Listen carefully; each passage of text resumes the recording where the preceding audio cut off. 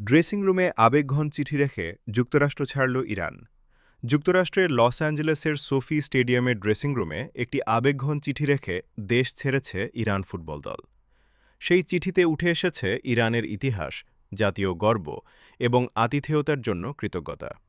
মার্কিন কর্তৃপক্ষের নির্ধারিত নিয়ম অনুযায়ী ম্যাচ শেষ হওয়ার পরপরই যুক্তরাষ্ট্র ত্যাগ করতে হয় ইরান দলকে। বিদায়ের আগে তারা সোফি স্টেডিয়ামের লকার রুমে হাতে লেখা একটি চিঠি রেখে যায়।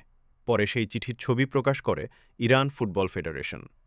চিঠিতে লেখা হয়, হাজার বছরের প্রাচীন পারস্য থেকে আজকের আধুনিক ইরান পর্যন্ত ইরানের চেতনা আজও জীবন্ত ও অটুট রয়েছে।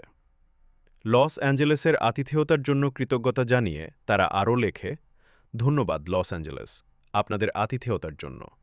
আমরা এখানে এসেছিলাম গর্ব নিয়ে, সম্মানের সঙ্গে লড়েছি এবং এখন মর্যাদা নিয়ে বিদায় নিচ্ছি। এছাড়াও সমর্থকদের প্রতি কৃতজ্ঞতা জানিয়ে ইরান দল লিখেছে, প্রত্যেক ইরানিয়ানকে ধন্যবাদ যারা তাদের হৃদয়, কণ্ঠ এবং ভালোবাসা দিয়ে ১৮০ মিনিট আমাদের সমর্থন করেছে। চিঠির শেষ অংশে বিশ্ব শান্তি ও সৌহার্দ্যের বার্তাও তুলে ধরা হয়।